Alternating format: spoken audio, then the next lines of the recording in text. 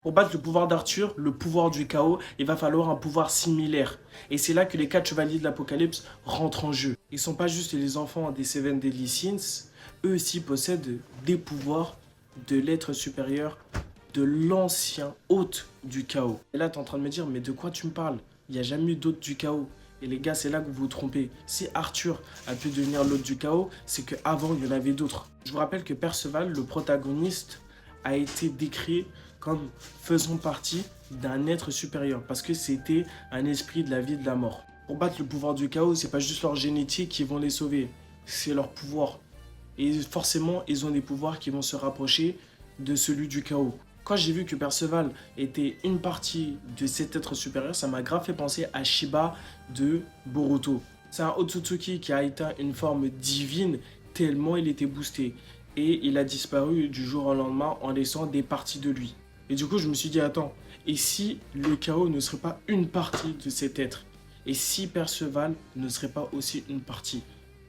Et après, si tu suis le raisonnement, peut-être que Lancelot aussi possède une partie de cet être, et c'est pour ça qu'il est si puissant. En tout cas, ce qui est sûr, c'est que le chaos était possédé par une autre personne, par un autre être, avant Arthur et les frères. Les gars, Arthur, c'est juste un humain. Au bout d'un moment, il faut être lucide.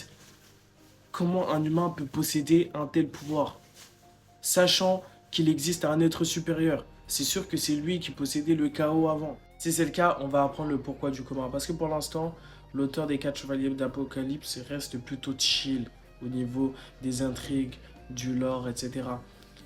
Alors qu'on sait très bien que dans les Seven Deadly Sins, il a pu nous retourner le crâne avec la malédiction de Meliodas et Elisabeth. Vous inquiétez pas que pour créer du lore ou des plot twists, le mangaka est vraiment boosté. Parce que, ok, ça nous dit que le chaos, ça a créé telle ou telle chose, mais si c'est le cas, pourquoi Arthur il galère autant? Enfin, galérer, vous voyez ce que je veux dire? Pourquoi il prend autant de temps pour changer le monde, alors qu'il pourrait le faire en 2 secondes? C'est que soit il en est incapable parce qu'il ne contrôle pas encore le pouvoir du chaos, ou sinon, il peut tout simplement pas utiliser 100% du pouvoir du chaos parce que c'est pas lui le vrai hôte. C'est un peu comme dans SNK avec Eren qui ne pouvait pas utiliser 100% du pouvoir de l'originel. Contrairement à Sig qui pouvait utiliser 100% du pouvoir de son titan parce qu'il avait du sang royal. Deuxièmement, je reviens sur ce que j'ai pu dire avant.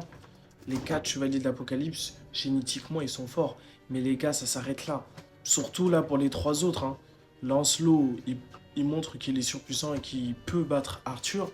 Mais les autres, ils sont vraiment pas le niveau. Ça veut dire qu'à un moment ou à un autre, il va se passer quelque chose pour qu'ils puissent passer un cap et devenir des monstres.